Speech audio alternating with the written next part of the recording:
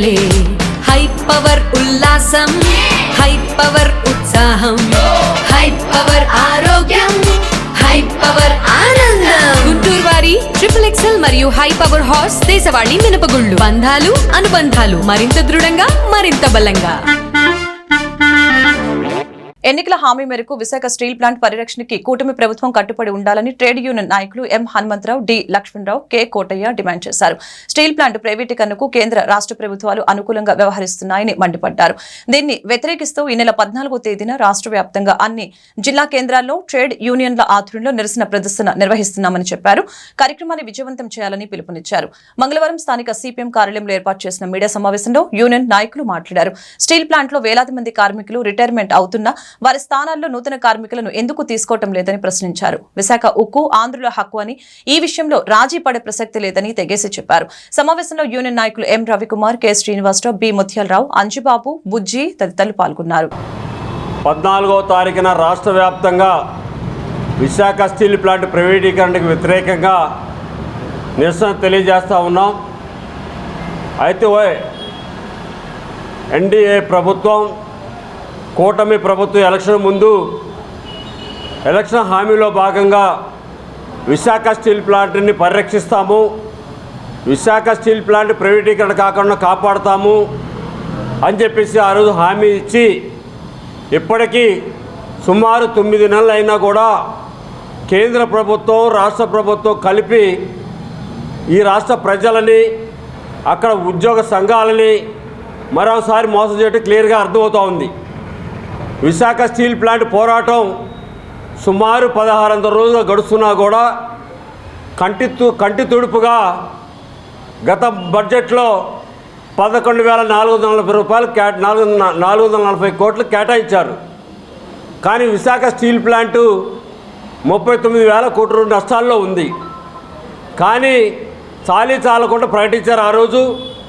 దానికి కూటమి ప్రభుత్వం కేంద్ర ప్రభుత్వాన్ని ఉవ్వెత్తున ఏదో ఈ రాష్ట్రాన్ని సాధించినట్టు ఘన విజయం సాధించినట్టు ఊరక ముంచేసి అభినందన తెలియజేశారు.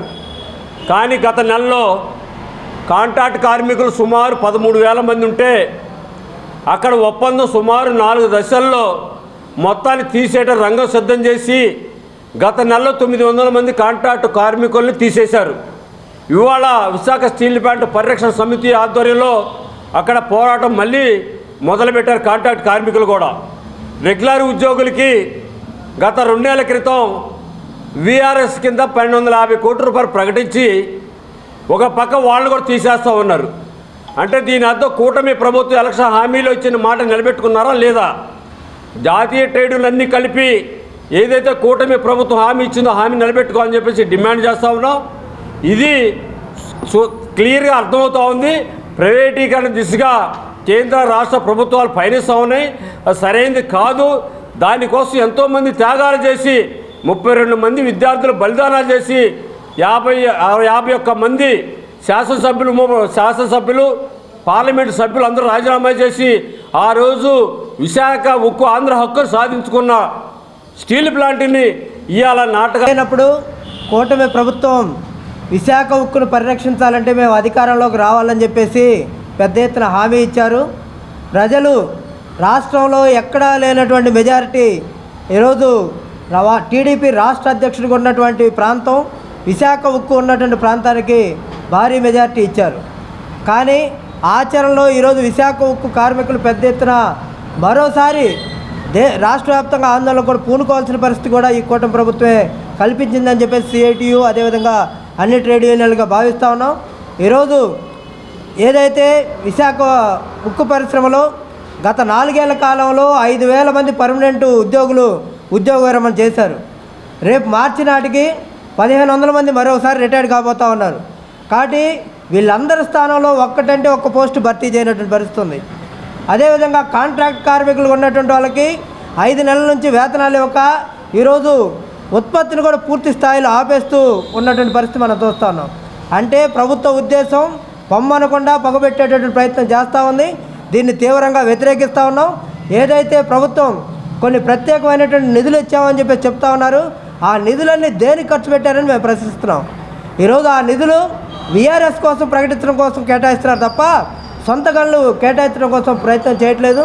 కాబట్టి విశాఖ ఉక్కు బతికి బట్టగట్టాలంటే ఖచ్చితంగా సొంత గనులు ఉండాలా. గవర్నమెంటు కార్మికుల్ని ఈదిన పడేసే పరిస్థితి ఈరోజు తీసుకొస్తుంది. కొత్త ఉద్యోగాలు ఇస్తామని చెబుతూ కూటమి ప్రభుత్వం అనేక సంక్షేమ పథకాల ద్వారా ప్రజల్ని ఆకాశంలోకి ఎత్తేసి మీకు అన్నీ సమకూరుతామని చెప్పి ఈరోజు ఉన్న ఉద్యోగాలని ఎలా ఓడబెక్కాలి అనే వైపు నుంచి ఈఆర్సీ పేరుతో రిటైర్మెంట్ స్వచ్ఛందంగా రిటైర్మెంట్ చేయాలని పర్మనెంట్ ఉన్న ఉద్యోగుల్ని తీసేయటానికి సిద్ధం చేసింది. అందులో భాగంగానే రేపు 1500 మందిని తొలగించడం, కాంట్రాక్ట్ కార్మికుల్ని ఈరోజు మొత్తాన్ని పనిలో నుంచి తీసేస్తే ఆ కార్మిక కుటుంబాలు లక్షలాది కుటుంబాలు వీధిన పడతాయి. ఇది అధికారంలోకి రాకముందు మేము స్టీల్ ప్లాంట్ని కాపాడుతాము, మాది బాధ్యత అని చెప్పేసి అధికారం ముందు చెప్పారు. అధికారంలోకి వచ్చిన తర్వాత కనీసం నరేంద్ర మోడీ విశాఖపట్నం వచ్చినప్పుడు కనీసం ప్రభుత్వం ఆధీనంలోనే ఉంటుంది, సొంత గనులు కేటాయిస్తామని చెప్పేసి ఆ రోజు ఒక్క మాట కూడా పవన్ కళ్యాణ్ కానీ చంద్రబాబు కానీ చెప్పలేదు. కనీసం మోడీ